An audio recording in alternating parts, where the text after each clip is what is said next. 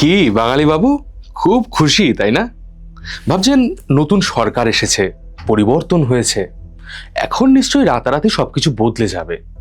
কিন্তু না, এইভাবে সবকিছু বদলায় না। কারণ রাজ্যটা শুধুমাত্র সরকার দিয়ে চলে না, রাজ্যটা চলে রাজ্যবাসীকে দিয়ে, আপনার আমার মতো সাধারণ মানুষদের দিয়ে। গত 15 বছর আমাদের জীবনকে পুরোপুরিভাবে বদলে দিয়েছে।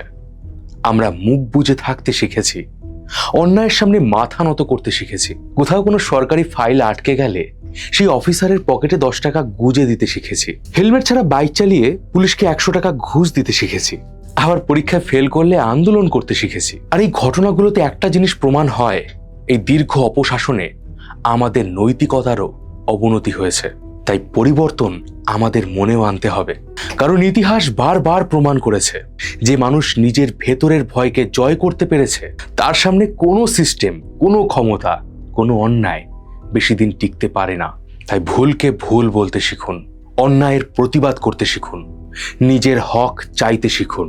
মনে রাখবেন, সরকার আসবে চলে যাবে, কিন্তু একটা সমাজের মেরুদণ্ড তৈরি হয় আপনার আমার মতো সাধারণ মানুষের সাহস দিয়ে।